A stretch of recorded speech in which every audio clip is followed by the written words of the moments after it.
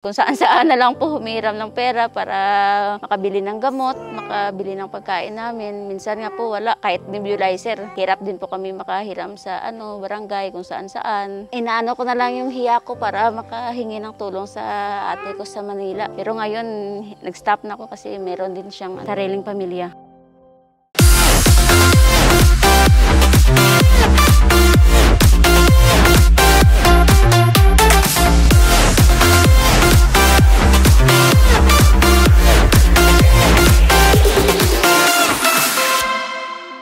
Dumayo din ang aming team sa Iloilo para magbigay ng Hako Challenge Sari-Sari Store. So tignan po natin ang kwento ni Ma'am Joy.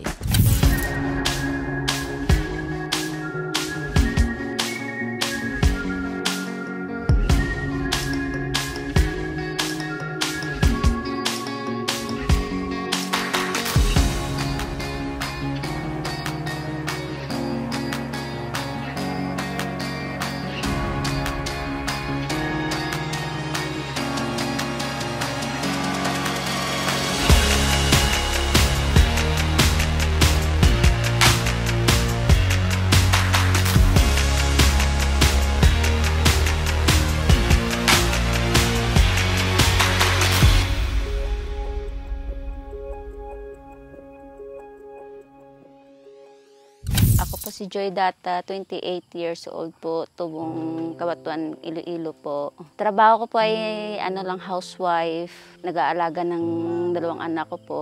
Pa-extra lang po sa labor, sa construction. Minsan po, pag walang trabaho yung mister ko, nag-extra po kami doon sa pinsan niya, nag-extra po ng kahit ano pong papagawa, basta makabili ng bigas, pang araw-araw ng mga anak namin, pang baon. Walang-wala kami kapag nagkakasakit sila, wala pong mapuntahan, wala pong mahiraman. Yung family ko, nahiya rin naman kasi ako maghingi ng tulong doon sa kanila kasi po mahirap din naman yung buhay nila. Kaya sariling sikap na lang po para makaahon. Tuwing sahod po ng mister ko, kulang na kulang po talaga. Every Monday, Wednesday, Saturday po, yun lang po yung araw ng pagsahod niya. Bumibili kami ng bugas, kahit 2 kilo lang po, mapagkasya sa pang-araw-araw namin po. Yung panganay ko po is grade 3. Tsaka yung bunso ko is 1 year and 9 months po. Sa panganay ko, kasi po simula nung ipanganak siya, halos buwan-buwan po hanggang mag 6 years old siya. Halos nagkakasakit po palagi. Minsan, kung saan-saan na lang po humiram ng pera para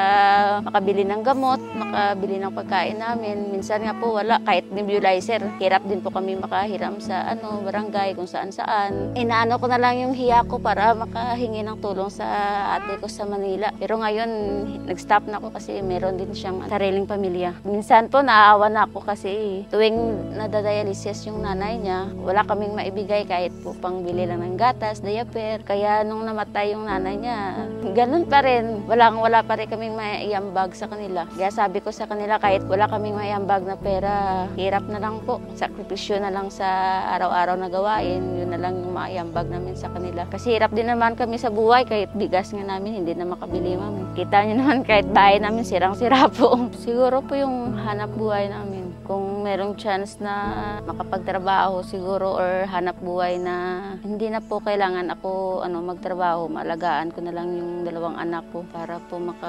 magsama-sama na lang, hindi na lang mapalayo. Kasi po nag-try ako ng mag-abroad kaso iyak yung panganay ko dahil ayaw daw. Kahit daw kanin na lang at saka saging yung kakainin namin araw-araw, basta wag na lang daw ako mag-abroad. Yun, salamat kahit minsan nagtatalo kami sa pangangailangan namin na wala. Pero appreciate ko naman lahat ng paghihirap niya para sa amin. Kaya pasensya na rin kung wala kaming mayambag dun sa nanay niyang namatay. Ate, pasensya na kung nung araw na tinatawag niya ako, hindi ako nakauwi. Hanggang doon na lang po kami nagtagpo-tagpo ng mga kapatid ko sa ospital. Kaso wala na, namatay na siya. Pero pinramis ko naman sa kanya na kung magkaroon ako ng extra, yun, binibigyan ko naman yung anak niya po. Kasi nag-iisang anak lang yun eh. Tapos yung yung sakit niya naging complicated. Hindi na maipagamot dahil hirap din naman kami sa buhay. Kahit nag-ambag-ambag kami magkakapatid, pero wala pa rin kahit gamot.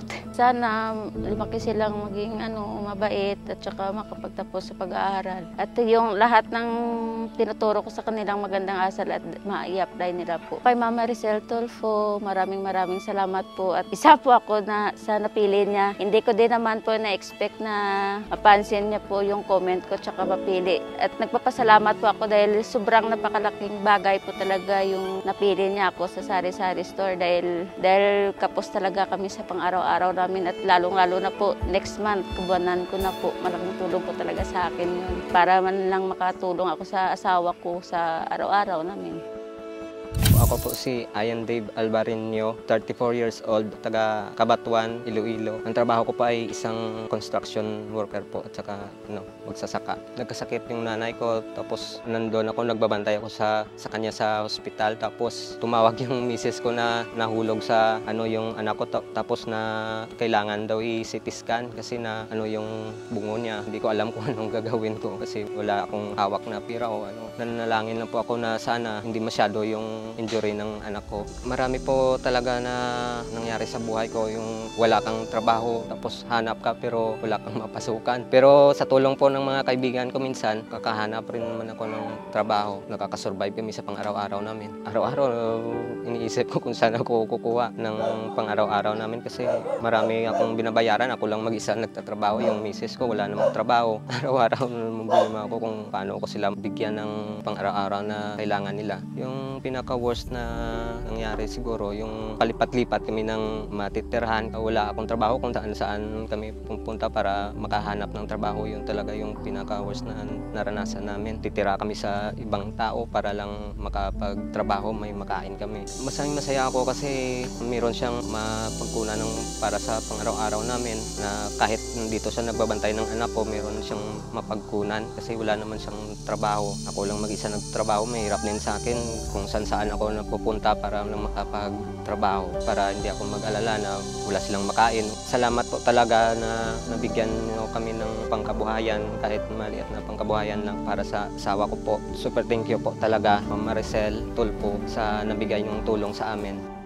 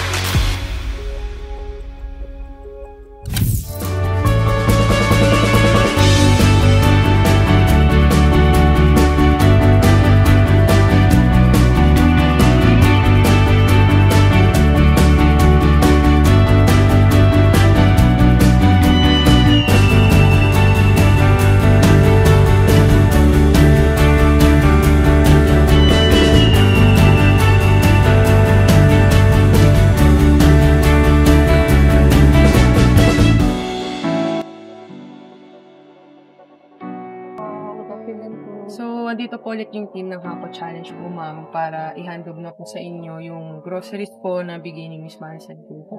So, tara po mag-check po natin.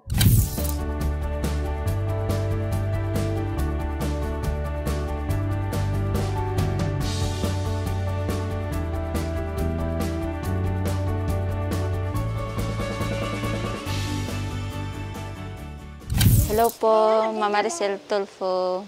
Maraming salamat po at isa po ako sa napili nyo mabigyan ng sari-sari store. Sobrang saya ko po at dahil ako po yung napili nyo na mabigyan ng pangkabuhayan package dahil sobrang malaking tulong po ito sa akin. Maraming thank you po. Sana po marami pa kayong matulungan na katulad namin po. Maraming salamat po kay Mama Rizal Tulfo at saka sa mga staff niya po na kahit malayo pumunta po sila dito. Maraming salamat po talaga, Mama Rizal.